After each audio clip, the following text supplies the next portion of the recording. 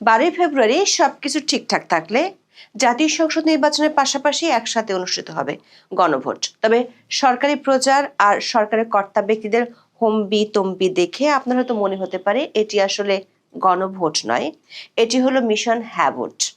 অন্তর্বর্তীকালীন সরকার এবং এর অংশীজনরা এই গণভোটের পক্ষে হ্যাঁ ভোট দেওয়ার জন্য রাষ্ট্রীয় পর্যায়ে যেভাবে ব্যাপক প্রচারণা চালাচ্ছে আর আইনের ভুল ব্যাখ্যা দিচ্ছে তা নিয়ে রাজনৈতিক মহলে এবং নাগরিক সমাজে তীব্র প্রতিক্রিয়া দেখা দিয়েছে।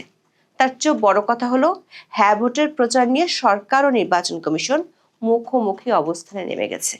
একদিকে নির্বাচন কমিশন সরকারি কর্মকর্তা কর্মচারীদের রাজনৈতিক নিরপেক্ষতা বজায় রাখার নির্দেশ দিচ্ছে, অন্যদিকে সরকারি মন্ত্রিপরিষদ বিভাগ থেকে সরকারি দপ্তরে হ্যাঁ ভোটের প্রচারণার জন্য লোগো ও ব্যানার ব্যবহারের নির্দেশ জারি করা হয়েছে।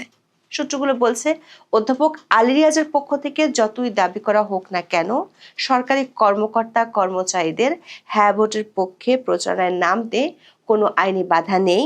বাস্তবতা হলো 1979 সালের প্রজাতন্ত্রের কর্মচারী আইন বিধিমালা অনুযায়ী অশনির সংকেত দেখতে পাচ্ছেন। আমলাদের আশঙ্কা ভবিষ্যতে এর জন্য তাদেরকে কেজি ধরে জেলে যেতে হতে পারে। সরকারের পক্ষ থেকে দাবি করা হচ্ছে যে এই গণভোটে হ্যাঁ ভোট প্রদান করা সুশাসন প্রতিষ্ঠার জন্য অপরিহার্য, কিন্তু সংবিধান, নির্বাচনী আইন এবং প্রজাতন্ত্রের কর্মচারীদের আচরণবিধি বিশ্লেষণ করলে দেখা যায় সরকারের যুক্তিগুলো এবং প্রচারণার পদ্ধতিগুলো সরাসরি আইনি ও সাংবিধানিক লঙ্ঘনের শামিল। বিস্তারিত জানতে চলুন যাওয়া যাক বিশ্লেষণ।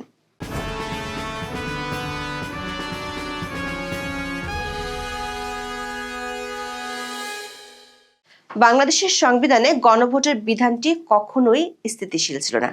1972 সালের মূল সংবিধানে গণভোটের কোনো উল্লেখ ছিল না, কারণ সংসদীয় গণতন্ত্রের মূল দর্শনে সংসদকে জনগণের আকাঙ্ক্ষার সর্বোচ্চ কেন্দ্র হিসেবে গণ্য করা হতো। তবে 1975 সালের পরবর্তী সামরিক শাসনামলে সংবিধানের বিভিন্ন পরিবর্তনের মাধ্যমে গণভোটের ধারণাটি সংবিধানে যুক্ত করা হয়। বিশেষ করে জিয়াউর রহমানের শাসনামলে 142-এর 1-এর ক অনুচ্ছেদ যুক্ত করার মাধ্যমে সংবিধানের মৌলিক কিছু স্তম্ভ সংশোধনের ক্ষেত্রে সংসদের 2/3 ভোটের পাশাপাশি গণভোটের বাধ্যবাধকতা রাখা হয়েছিল। ঐতিহাসিকভাবে দেখা গেছে বাংলাদেশে গণভোট প্রায়শই কোনো অনির্বাচিত বা বিশেষ শাসক গোষ্ঠীর ক্ষমতা বা তাদের প্রণীত ব্যবস্থার বৈধতা অর্জনের একটি সরঞ্জাম হিসেবে ব্যবহৃত হয়েছে, যেমনটা করছে বর্তমান অন্তর্বর্তী সরকারও। 2011 সালের 15তম সংশোধনের মাধ্যমে আওয়ামী লীগ সরকার এই গণভোটের বিধানটি বিলুপ্ত করে, যা সুপ্রিম কোর্টের সাম্প্রতিক রায়ে অবৈধ ঘোষিত হয়েছে। এই রায়ের পর পরোক্ষভাবে গণভোটের বিধানটি পুনরুজ্জীবিত হয়েছে বলে বর্তমান সরকার দাবি করছে, কিন্তু এই পুনরুজ্জীবনের প্রক্রিয়া এবং প্রয়োগ পদ্ধতি নিয়েই মূল বিতর্ক দেখা দিয়েছে। 2026 সালের গণভোটটি মূলত জুলাই ন্যাশনাল চার্টার 2025 বা জুলাই সনদকে ঘিরে হবে। এই সনদে 80-টিরও বেশি সংস্কার প্রস্তাব অন্তর্ভুক্ত করা হয়েছে, যার মধ্যে 49টি প্রস্তাব সরাসরি সাংবিধানিক পরিবর্তনের সাথে জড়িত। এই সংস্কারগুলো আপাত দৃষ্টিতে ইতিবাচক মনে হলেও যে পদ্ধতিতে জনগণের কাছ থেকে এর সমর্থন আদায়ের চেষ্টা করা হচ্ছে, অনেক বিশ্লেষকের মতে তা আইনি ও সাংবিধানিক ত্রুটিতে ভরপুর। গণভোটে হ্যাঁয়ের পক্ষে সরকার যে আদা জল খেয়ে নেমেছে, তাতে সরকার পক্ষের অন্যতম প্রধান যুক্তি হলো হ্যাঁ ভোট দেওয়া মানে সুশাসন কায়েম করা এবং না ভোট মানে পূর্বের ফ্যাসিবাদী ব্যবস্থায় ফিরে যাওয়া। আইন বিশেষজ্ঞরা মনে করেন সরকার এই ধরনের প্রচারণার 3টি প্রধান আইনি ও নৈতিক ত্রুটি রয়েছে। প্রথমত, এটি লেভেল প্লেইং ফিল্ড বা সমান সুযোগের অভাব তৈরি করছে। একটি গণতান্ত্রিক নির্বাচনে বা গণভোটে রাষ্ট্রীয় ক্ষমতা ও সম্পদ ব্যবহার করে কোনো এক পক্ষের হয়ে প্রচার চালানো আইনের শাসনের পরিপন্থী।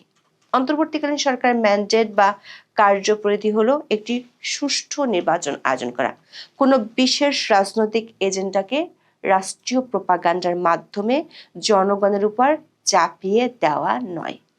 যখন সরকার রাষ্ট্রীয় টেলিভিশনে, ওয়েবসাইটে এবং ডিজিটাল প্ল্যাটফর্মে কেবল হ্যাঁ ভোটের প্রচারণা চালায়, তখন তা না ভোটের সমর্থকদের জন্য একটি বৈষম্যমূলক পরিবেশ তৈরি করে। দ্বিতীয়ত, এ ধরনের প্রচারের ক্ষেত্রে সরকারি কর্মকর্তা কর্মচারীদের অন্তর্ভুক্ত করা হচ্ছে তা স্পষ্টতই 1979 সালের প্রজাতন্ত্রের কর্মচারী আচরণ বিধিমালার লঙ্ঘন। সরকারের পক্ষে হ্যাঁ ভোটের প্রচার চালাতে গিয়ে গত 18 জানুয়ারি প্রধান উপদেষ্টার বিশেষ সহকারী অধ্যাপক আলী রিয়াজ রাজধানীতে বিভাগীয় কর্মকর্তা প্রতিনিধিদের মতবিনিময় সভায় বলেছেন, গণভোটে হ্যাঁর পক্ষে প্রচার চালাতে প্রজাতন্ত্রের কর্মচারীদের কোনো আইনগত বাধা নেই। কিন্তু আমাদের বিশ্লেষণ হলো, হয় তিনি আইন জানেন না, না হয় তিনি আইনের ব্যাখ্যাকে নতুন করে দাঁড় করাচ্ছেন। দর্শক, সংবিধানের 133 অনুচ্ছেদের অধীনে প্রণীত হয়েছে 1979 সালের গভর্নমেন্ট সার্ভিস কন্ডাক্ট রুলস। এই আইনের 25 ধারা অনুযায়ী কোনো সরকারি কর্মচারী প্রত্যক্ষ বা পরোক্ষভাবে কোনো রাজনৈতিক আন্দোলনে বা নির্বাচনে অংশগ্রহণ করতে পারবেন না। সেজন্য মন্ত্রিপরিষদ বিভাগ থেকে সরকারি দপ্তরে হ্যাঁ ভোটের প্রচারণার নির্দেশ দেওয়া এবং কর্মকর্তা কর্মচারীদের এই প্রক্রিয়ায় সম্পৃক্ত করা এই বিধিমালার চরম লঙ্ঘন। ধারা 25-3 অনুযায়ী কোনো সরকারি কর্মচারী কোনো নির্বাচনী প্রচারণার প্রভাব খাটাতে পারেন না। সরকারের পক্ষ থেকে বলা হচ্ছে, এটি একটি জাতীয় সংস্কার কর্মসূচি, তাই এটি রাজনৈতিক নয়। কিন্তু যখনই কোনো প্রচারণার লক্ষ্য হয় জনগণের ভোটকে একটি নির্দিষ্ট বিকল্পের দিকে প্রভাবিত করা, তখন সেটি সংজ্ঞাগতভাবেই রাজনৈতিক প্রচারণায় পরিণত হয়। 1979 সালের আচরণবিধির রুল 25-এর মূল উদ্দেশ্য ছিল প্রজাতন্ত্রের কর্মচারীদের কোনো নির্দিষ্ট আদর্শ বা ব্যবস্থার প্রতি একপাক্ষিক আনুগত্য থেকে দূরে রাখা। বর্তমান অন্তর্বর্তীকালীন সরকার এই বিধির একটি মন গড়া ব্যাখ্যা দিচ্ছে যে রাষ্ট্রীয় সংস্কারের প্রচারণা রাজনৈতিক নয়, কিন্তু আইনি মানদণ্ডে যে কোনো নির্বাচনী প্রক্রিয়ায় ভোটারদের প্রভাবিত করার চেষ্টা, তার সংস্কারের নামই হোক বা উন্নয়নের নামই হোক, একটি রাজনৈতিক কাজ। সূত্রগুলো বলছে, সরকারের পক্ষ থেকে যতই বলা হোক না কেন, আপনারা জানেন গণভোটের পক্ষে প্রচারে নামলে ভবিষ্যতে বিপদে পড়তে পারেন তারা। বিষয়টি তারা নির্বাচন কমিশনকে ইতিমধ্যে জানিয়েছেন। নির্বাচন কমিশন সে কারণে বলছে, সরকারি কর্মচারীরা হ্যাঁ এর পক্ষ নিয়ে প্রচারণায় অংশ নিতে পারেন না। নির্বাচন কমিশনার আনোয়ারুল ইসলাম সরকার বলেছেন, নির্বাচনের দায়িত্বে থাকা কর্মকর্তারা গণভোটের প্রচার করবেন, কিন্তু পক্ষে বিপক্ষে যাবেন না। তবে সরকার যেভাবে মাঠ প্রশাসনকে ব্যবহার করে প্রচারণা চালাচ্ছে, তাতে কমিশনের নিরপেক্ষতা প্রশ্নবিদ্ধ হচ্ছে। গণভোট নিয়ে সরকারের ভয় আরেকটি জায়গায়, যেটি তৈরি করতে পারে নতুন বিরোধ। সূত্রগুলো বলছে, গণভোট রায় যদি না জিতে যায়, তাহলে ভবিষ্যতের সবচেয়ে বড় সমস্যা দেখা দেবে তত্ত্বাবধায়ক সরকার ফিরিয়ে আনা নিয়ে। 2025 সালের 20 নভেম্বর সুপ্রিম কোর্টের অ্যাপিলেট ডিভিশনের পূর্ণাঙ্গ বেঞ্চে তত্ত্বাবধায়ক সরকার ব্যবস্থা পুনর্বহালের রায় দেন। ওই রায় বলা হয়, তত্ত্বাবধায়ক ব্যবস্থাটি 14তম সংসদ নির্বাচন থেকে কার্যকর হবে এবং আসন্ন 13তম সংসদ নির্বাচনে এর প্রয়োগ হবে না। এই রায়ের পর গণভোটের যৌক্তিকতা নিয়ে একটি বিশাল প্যাকেজ প্যারাডক্স তৈরি হয়েছে। সেটি হলো, গণভোটের একটি অন্যতম প্রস্তাব হলো তত্ত্বাবধায়ক সরকার ব্যবস্থার স্থায়ী রূপদান। যদি দেশের সর্বোচ্চ আদালত ইতিমধ্যেই এই ব্যবস্থাটি পুনরুজ্জীবিত করে থাকে, তবে একই বিষয়ে আবার জনগণের ম্যান্ডেট চাওয়ার আইনি ভিত্তি দুর্বল হয়ে পারে। আবার গণভোটে জনগণ যদি না রায় দেয়, তাহলে সেটি আদালতের আদেশের সাথে জনগণের ইচ্ছার এক সরাসরি সংঘাত তৈরি করবে। সূত্রগুলো বলছে, নির্বাচন কমিশন হ্যাঁ ভোটের প্রচার থেকে পিছিয়ে আসার আরো একটি কারণ আছে। সেটি হলো, এ ধরনের প্রচারণার সরাসরি আরপিওর লঙ্ঘন। আরপিওর নতুন সংশোধনী অনুযায়ী সামাজিক যোগাযোগ মাধ্যমে মিথ্যা তথ্য প্রচার এবং এআই এর অপব্যবহার নিষিদ্ধ করা হয়েছে। অথচ সরকার এবং তার সমর্থিত প্ল্যাটফর্মগুলো থেকে না ভোটের সমর্থকদের বিরুদ্ধে ব্যাপক অপপ্রচার চালানো হচ্ছে এবং তাদের দেশ বিরোধী হিসেবে চিহ্নিত করা হচ্ছে। ডিজিটাল প্ল্যাটফর্মে সরকারের একচেটিয়া নিয়ন্ত্রণ এবং হ্যাঁ ভোটের প্রচারণা আরপিও সেই ধারাগুলোর সাথে সাংঘর্ষিক, যা সব পক্ষের জন্য সমান সুযোগ নিশ্চিত করার কথা বলে।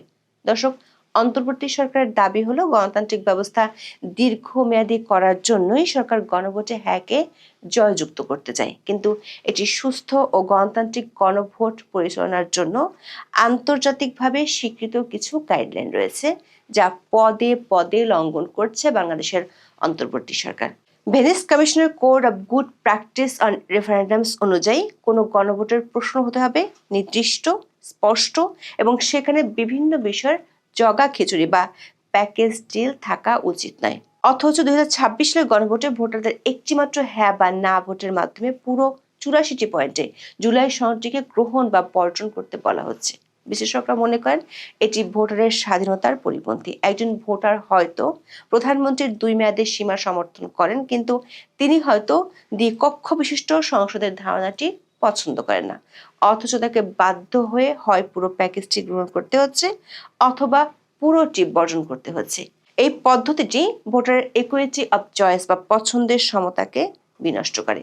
ভেনিস কমিশনের মতে একটি গণভোটের প্রশ্নে একটি মাত্র মূল বিষয় থাকা উচিত। বাংলাদেশের গণভোটে একই সাথে তত্ত্বাবধায়ক সরকার, দ্বিকক্ষ বিশিষ্ট সংসদ, প্রধানমন্ত্রীর মেয়াদের সীমা এবং আরও অনেকগুলো বিষয়কে একটি প্যাকেজ হিসেবে আনা হয়েছে।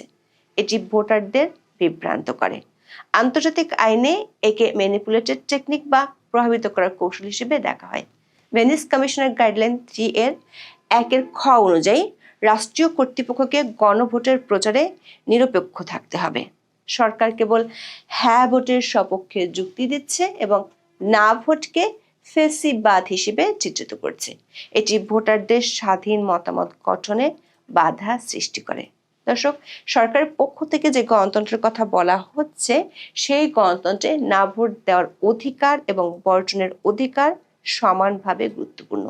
কিন্তু বাংলাদেশ সরকার যেভাবে একপাক্ষিক প্রচারণা চালাচ্ছে এবং না ভোট প্রচারকারীদের ষড়যন্ত্রকারী বা ফেসিবাদীদের দোষর হিসেবে চিহ্নিত করছে, তাতে একটি ভয়ভীতির পরিবেশ তৈরি হয়েছে। এটি আন্তর্জাতিক মানবাধিকার সনদের সরাসরি লঙ্ঘন। তবে গণভোট নিয়ে সরকারের চিন্তা আর এক জায়গায়। গোয়েন্দা সূত্রগুলো বলছে গণভোটের কারণে নির্বাচনে সহিংসতার আশঙ্কা বহুগুণে বেড়ে গেছে। যদিও নির্বাচন কমিশন বলছে তারা প্রস্তুত, কিন্তু দুটি ভিন্ন ব্যালট পেপার ব্যবহার এবং ভোটারদের দীর্ঘ সময় লাইনে থাকা একটি বিশৃঙ্খল পরিস্থিতি তৈরি করতে পারে। তবে পরিণাম যাই হোক না কেন, সরকার অতীতের সামরিক সরকারগুলোর মতো হ্যাকে বিপুল ব্যবধানে জয়ী করতে চায়। সেটি হলে টাকা খরচ করে গণভোট আয়োজন করার চেয়ে অধ্যাদেশের মাধ্যমে সরকারের সিদ্ধান্তগুলো জারি করা ছিল অনেক বেশি যৌক্তিক। এখন এই পর্যন্ত। সবাই ভালো থাকুন, সুস্থ থাকুন, নিরাপদে থাকুন। দেখা হবে আগামী পর্বে।